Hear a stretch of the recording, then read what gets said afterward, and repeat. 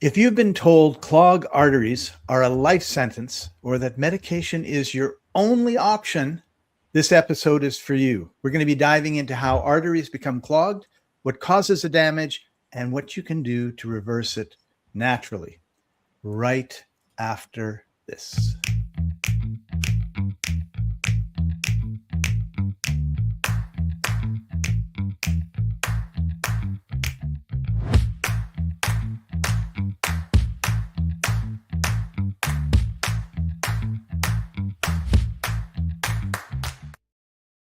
Welcome, everybody. This is the Life Enthusiast Health Shots podcast, restoring vitality to you and the planet. I'm your host, Scott Paton. Joining us as usual, health engineer Martin Pytela and George. Hi, George. Hi, Martin.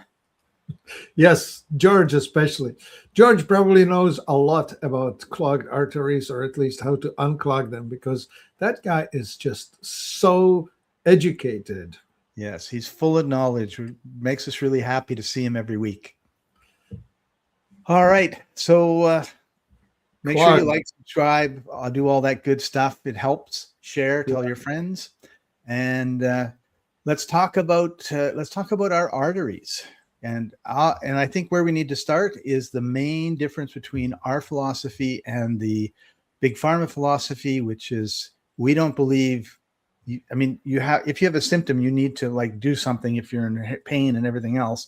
But you also need to look at the root cause. So I think oftentimes what happens is people, they mistake no pain for no problem, particularly when the no pain is because of something that they're sticking in their mouth that comes from big pharma. So let's talk a little. Said the man falling out of the 100th floor window, going just past the floor number 50. So far, it's going pretty good.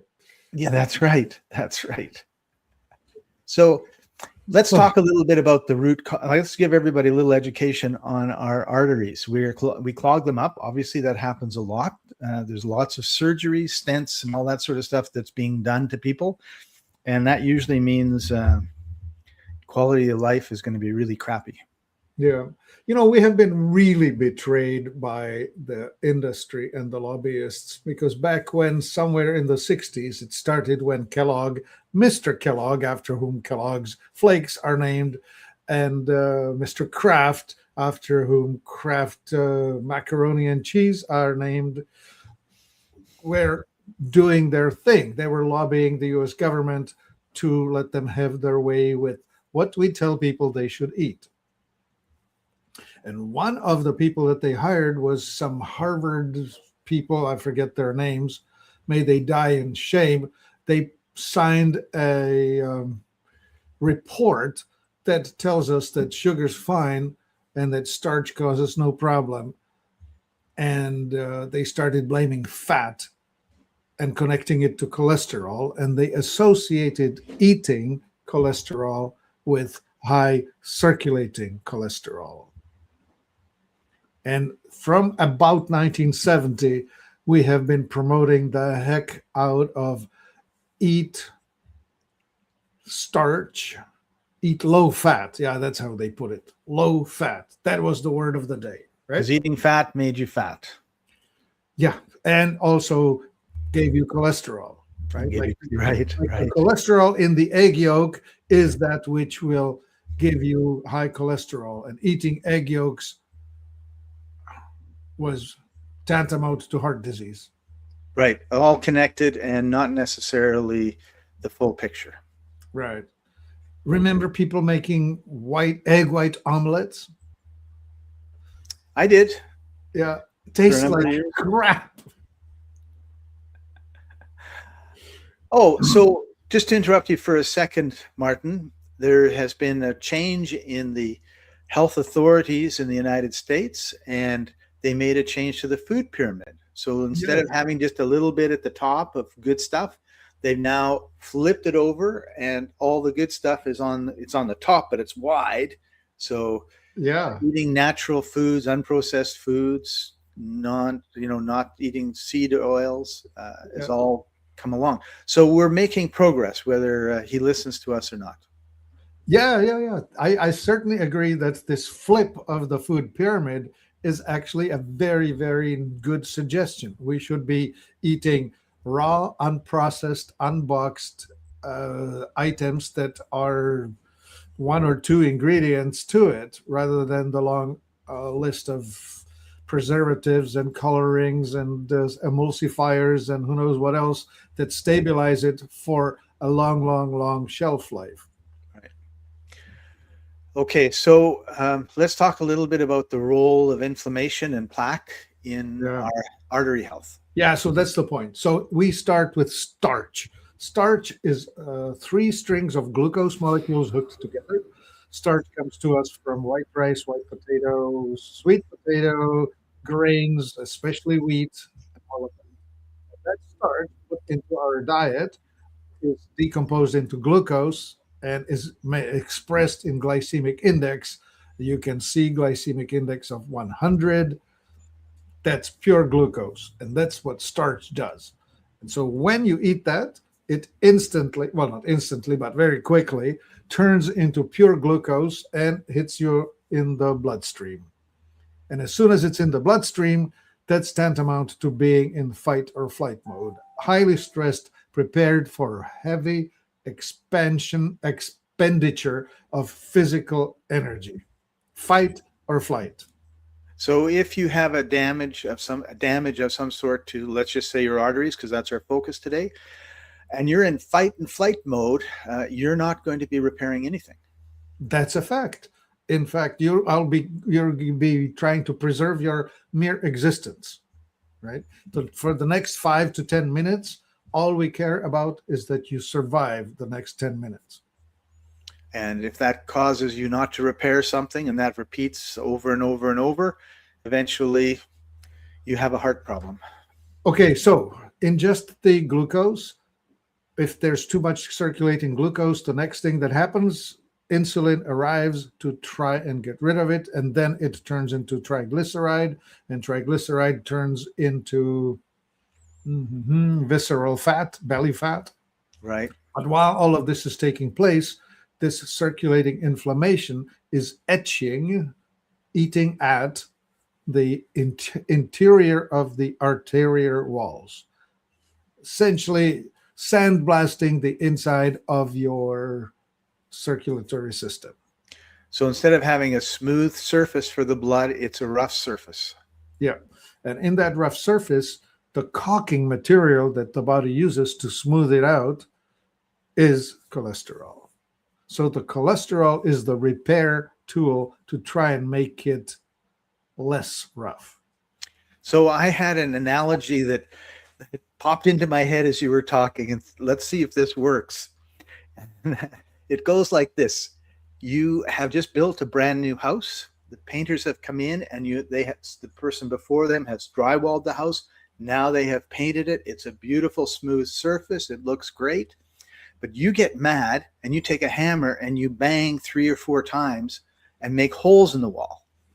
Then the handyman comes by, sees this mess you've made, and he's going to fix it. So he starts taking this caulking material, plops it on, but then he's interrupted. Someone calls out, fire, fire, and he runs out of the building to see what's going on and forgets to come back. So now you have this beautiful new wall, shiny and everything, with these blobs of caulking that hasn't been fixed. Yeah, that's it. Yeah, this is essentially you have done the putty without sanding it off. Putty without sanding, that's right. Yeah, okay, so that's pretty good. That's about the analogy. And so here we have the sign. Okay, so if you have high LDL cholesterol, the LDL cholesterol is the transport tool for moving things around. The HDL is the repair mechanism. So anyway, if you have too much LDL, it's a sign that there's inflammation galore. If you have high triglyceride, that is exactly telling you that you are overeating carbohydrates, too much starch in your food. And the final effect is this damage in your arteries. And we call it damage. Yeah, so damage in the arteries, and then the stuff that gets there, the plaque that everyone says is bad, is actually trying to repair that damage. Right. So the reason we are afraid of plaque is because it can dislodge. It can come off. You end up with a thrombus, a clot. And this blood clot is a traveling speck of something like, well, whatever, speck traveling through the system. Now, if it hits an intersection that's fairly tiny and blocks it, the tissue that's behind the clot is starved of blood, starved of oxygen, and will die. If it hits your heart, a piece of your heart muscle will be either temporarily or permanently starved of oxygen. If it hits your brain, same thing happens. So you can either have a stroke, as in heart attack, or brain stroke. Those are the consequences of a clot. We worry about that because high cholesterol could form into clots. Right. But what's interesting is that the correlation between heart attack and high cholesterol is highly imperfect. Like there's no guarantee. People die of heart attack who have zero cholesterol to worry about. Right. Because it's the boogeyman, whereas really we need to be concerned about the clot. well, no, the clot is a problem, and we don't want the clots. That's what I said. We need to be worried about the clots. Yeah, but we also need to be worried about the heart itself because it can quit without even the cholesterol ever being high. Right. So the big myth is high cholesterol in your food will cause high cholesterol in your circulation. It will not, because cholesterol is made in your liver to need, steroidal hormones, as in estrogen, testosterone, progesterone, anything that has the SDER in the name, are steroidal hormones, are made from cholesterol, SDER, cholesterol.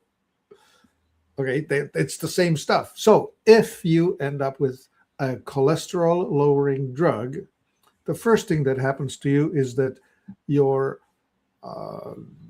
inflammation level will go unchecked. You will have less cholesterol, but not less inflammation. So you will start hurting in your muscles and joints, and you will start losing your brain processing power. Because we have drugs that look after pain. You just take some of those, right? Well, that's a different problem. This statin drug doesn't take care of your pain. It just takes care of your making less cholesterol in response to your stupid diet. Right. All right. So let's talk a little bit about the role of nitric oxide. Oh, yeah, that's a cool thing. So expansion of the artery. Every time your heart squeezes, it ejects about 100 milliliters, 3.5 ounces of blood. Every heart beat, which on resting is somewhere around 60 a minute, 1 per second. So 3 ounces, 3 ounces, 3 ounces, squish, squish, squish. By the way, right? Like within 1 minute, the entire gallon of the blood that you have within your body will be through your heart every minute. That's amazing when you think about it. But it also only takes about a minute for you to exsanguinate if you cut a major artery. Right. So anyway, if you could see the heart, and then there's the aorta, it sort of looks more like upside down. So the aorta, and then it branches out into these other branches up to the head, down to the arms, down to the body, down to the legs, right? These are the branches. And so then the pipes, the arteries, they're not passive. They're made of smooth muscle, and it's sort of like a snake swallowing a mouse. When you squirt that 3 ounces of blood out into the system, it travels through the pipe, and it's being, in a wave style, promoted or moved along the length of the pipe. So if we just depended on our heart to pump and that piece of blood to get any sort of distance, the heart would have to be about yay big and have to have a horsepower of God knows what. Yeah. So there's more to moving the blood than just the heart. That's interesting, because it wasn't something I had ever considered before. Right. So now comes the nitric oxide. The nitric oxide is associated and correlated with your ability to expand and contract these smooth muscle vessels. So okay. the flexibility. So now visualize the garden hose that, or maybe not, visualize an air pump that you're pumping your flat tire on your automobile. And every time you push down the pump, a blob of air goes through that thing, and it just goes expand and contract as you push that air through. Well, Right. if that hose is stiff, the only way for the air to get through is to raise the pressure.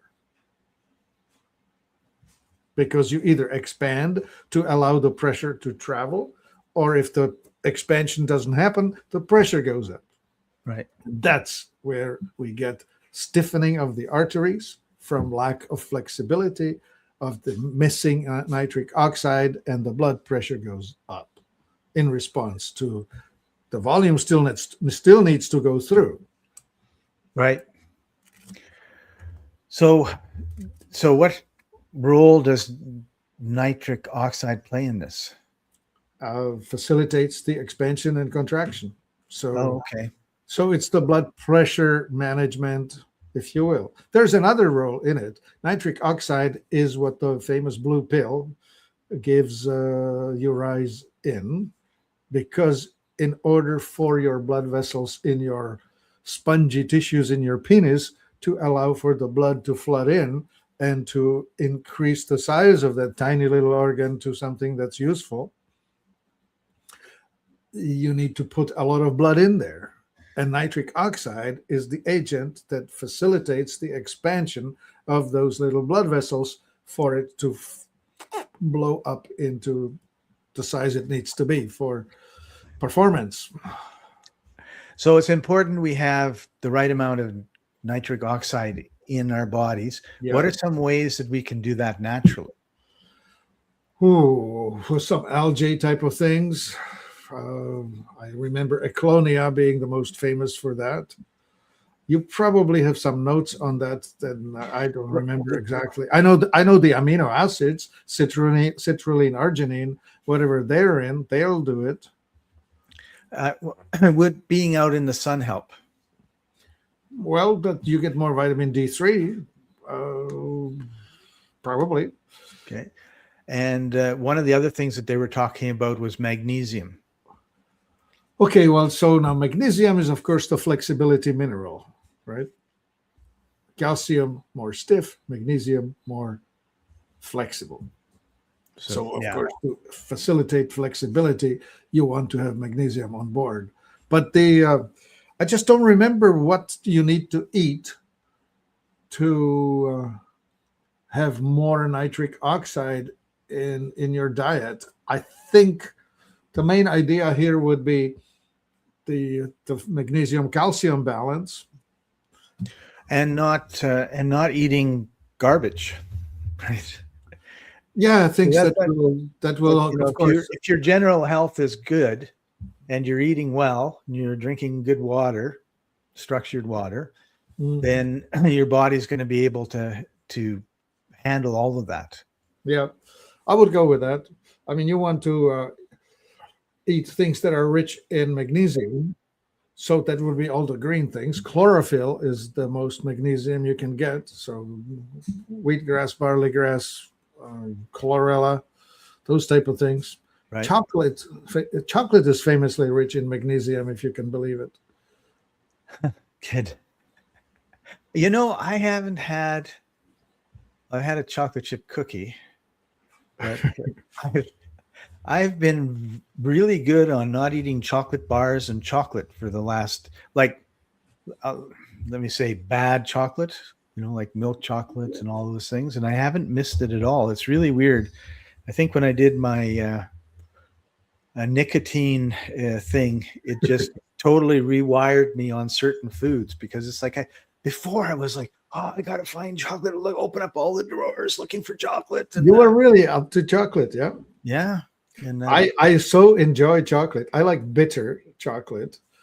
Well, then I think to be better, right, if I'm going to have chocolate, then I need to have the 80 to 90% chocolate, dark chocolate, so that I get the bioflavors, all the good stuff. That was what I told myself. Polyphenols, right? Ooh. Polyphenols, yes, that's right. So so you can use your health knowledge to support you in eating some bad things.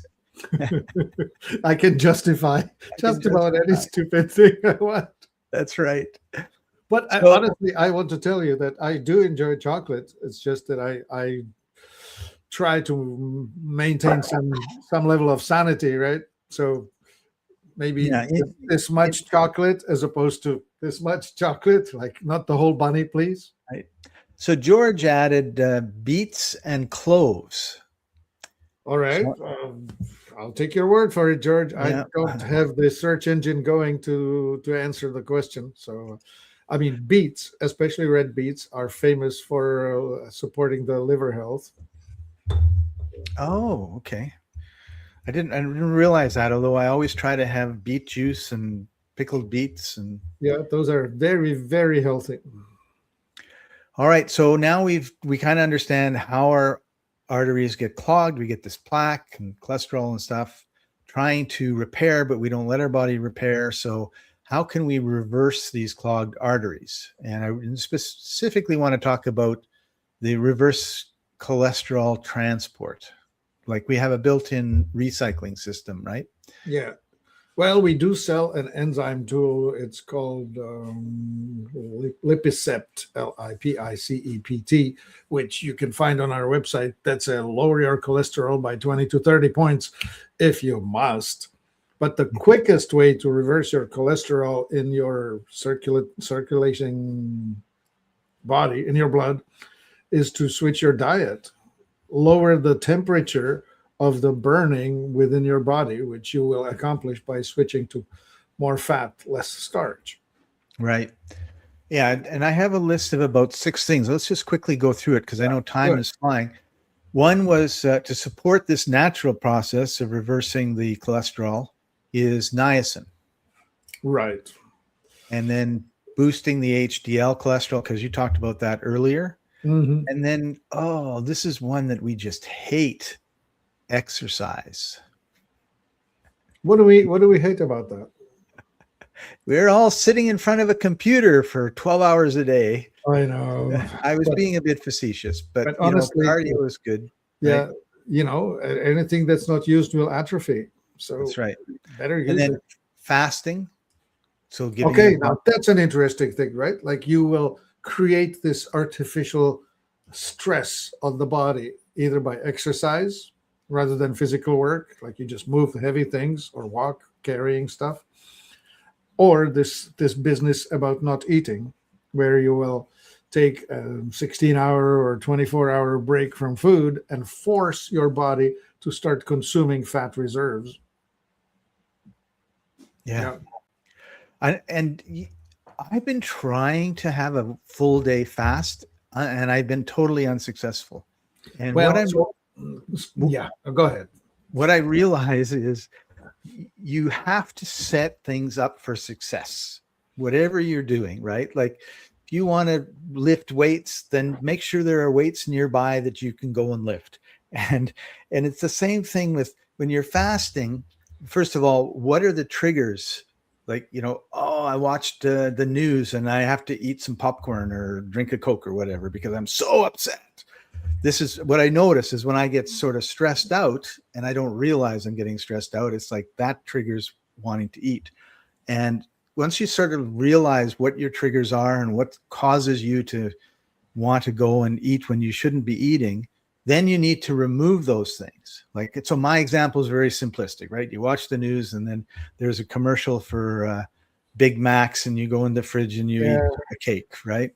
So Scott, give me a space for about 1 minute explanation. Yes. Metabolic typing, endocrine dominance, 3 main types: thyroid, adrenal, and pituitary. The thyroid types, you and I are thyroid types. We are attracted to starchy foods and we are not good at fasting. We are supposed to eat 3 meals a day, each of them with some protein and some fat. Because if we go starchy, like if you and I start a day with a bowl of cereal or a piece of cake or like a I'm asleep in an hour. Well, it's just a disaster. Now, the people who are adrenal dominant, they do exceedingly fine on a large dinner and zero breakfast. The pituitary are the other way around. They do well on a large breakfast and zero dinner. So for them, intermittent fasting is just a natural way of being. For a thyroid type, it's actually highly unnatural. Thank you for that. I appreciate that, because it is like the hardest thing. And and I don't want to take a pill that cuts my appetite, and but I like the idea of 3 smaller meals spread out throughout the day, and then stop, and don't eat anything after 8 or 9 at night. Go to bed early, so you let your body do your thing, right? Yeah. There was a popular thing called bulletproof coffee. Dave Asprey popularized it. And I invented bulletproof coffee in 1971. I just didn't know it and didn't publish it. But what I did is, at my girlfriend's, we made what we called the Swedish coffee. We boiled milk, or we brought milk to a boiling temperature, and then we poured it over coffee beans that were ground. We called it Swedish coffee, and it was essentially fat-loaded, made with milk coffee. So anyway, I drank a mug of it, and I didn't eat the rest of the day. I was energized, and I needed nothing. Well, what's the story here? Well, you push in caffeine and fat, and you're good. Well, Right. the Tibetan monks make fermented tea with yak butter. They live on that. Again, hot water with herbs and a lot of fat. Right. So this is interesting. I'm glad you brought all this up, because one of the items on the list was, it's supporting your cholesterol reduction, is low carb or keto diets. And we keep talking about this all the time, in that, what's your metabolic type? If you like low carb, that's good. Keto diets. Well, it's this good gets for more some people. complicated, because there's the other thing. How do you alkalize and acidify? The oxidizer alkalizes with fats. The autonomic alkalizes with carbs. And we need to watch, because if you over alkalize, you become depressed. If you over acidify, you become anxious, nervous, and unpleasant. So we need to watch that. Yeah. So there are these two vectors. Sometimes they're in harmony, and in some people they're not. Right. So. And we have 3. How are we doing? Oh, okay. We have 3 nutritional support items that my research had brought up. One, you'd already talked about, magnesium. I think polyphenols you'd also mentioned. Yeah, polyphenols. They are in all of these pigments, right? Like you'll find it in olive oil. You'll find it in cocoa. Yeah, I should show you. We do have some cocoa available. Yeah, and actually that's my next section. The best drink to unclog arteries is cacao powder, high in flavonoids, boosts nitric oxide. I can't talk, and increases blood flow to places that you want it increased to. Yeah. So we have had this lovely relationship with a company that's based in Canada, owned by a Peruvian expatriate who brings this lovely stuff from Peru. Criollo cacao, that's one of the possible versions of cacao. There are different varieties of it, but this criollo is just a nicely exotic tasting, and this is pure as can be, and organic, and made by people who care, and all of that business. Right. And now we're selling off what we have, because Canada got stuck with a 30% tariff, no, 35, which is increased by additional 10 by the people who are administering the collection of the tariff. I could just go wild. Listen, I pay the tariff on the shipment of the thing, and they charge me 10% management fee of the tariff they collected. It's such a highway robbery, I could just spit. Right. But anyway, it's all designed to put an end to international trade. I don't know how intelligent it is for Americans to put a tariff on something that they cannot grow themselves, but Yep. So anyway, this is a product that can really help, and we have another one that can really help, which I'll bring up now. Just a second. All right, go for it. Oops. I just There. that's Wrong. you with your cacao, and try the other one. There you go. Aha! Oh, Heart that's the studies stuff we formula. do make in the United States. Yes. No tariff. And I'm just going to put this up right here. This is my heart studies month, so that's what I'm drinking every day.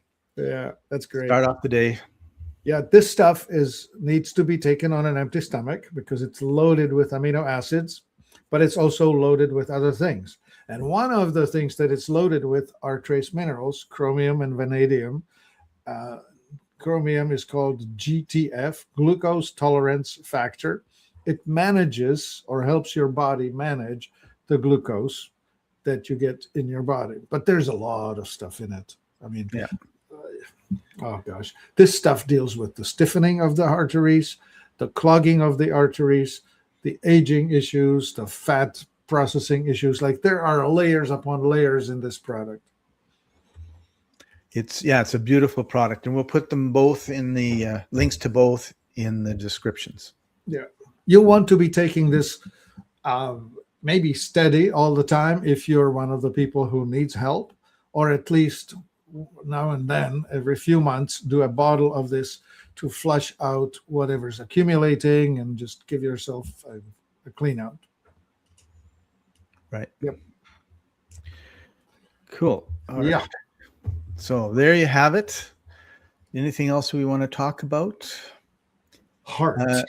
With heart studies, you will have better sexual performance because your circulatory system will be enhanced. And this goes for boys and girls both. In girls, it's not as visible that they're failing. They just simply lose interest or can't get to a climax. With boys, it becomes so obvious because they can't even get an erection going. Yeah. So that is one of the tools that you would want to use for improving the situation. Yes. And if you want, take iridessa. That's really going to give your body a tune-up, upgrade. Awesome. Yeah. All right. And every step you take makes everything easier and better, right? Like you don't have to do everything all at once. Just take one step at a time, and then all of a sudden you'll find that you're where you want to be, as opposed to procrastinating or not doing anything. And Yep. Great. Right. Yep. Okay. Yeah. So Martin, any last words before we head out? No, exercise is the basis of it. And then antioxidants are very helpful because they will slow down the aging and the destruction. And they are found in the pigments in the food you eat. So eat colorful foods. It's the rainbow. More spices, more herbs. The raw is better than cooked. Organic is better than industrial, and so on. I mean, layers upon layers. I saw something interesting. So this is about eating raw food. And that was, they said a lot of people, like, they'll get carrots, right? And they'll stick it under the water and they'll just rinse it off or whatever. Yeah. And I think some people, there are certain things that they stick into the water, like they'll soak them to clean them. And this person said, don't use any of that other stuff. Just use baking soda. So put a baking soda in. And he said that it's basic and it neutralizes the acidity of the pesticides. Interesting, but yes. Yeah. Okay. So anyway, all right. Thank you very much, Martin, for taking time out of your busy day. Really appreciate you and the knowledge that you share with our audience. And thank you, audience, everybody watching live and or on the replay later. Please really share this. Yes, please share this. Subscribe and share, because honestly, it makes a huge difference to us because the algorithm wants to know that somebody cared. Right. And it also makes a huge difference to those people because they may start on a journey to changing their lives. Too many people wait until they go to the doctor and say, I got a pain in my chest. And by then, all they want to do is cut you open and fix Give you stents. Yeah.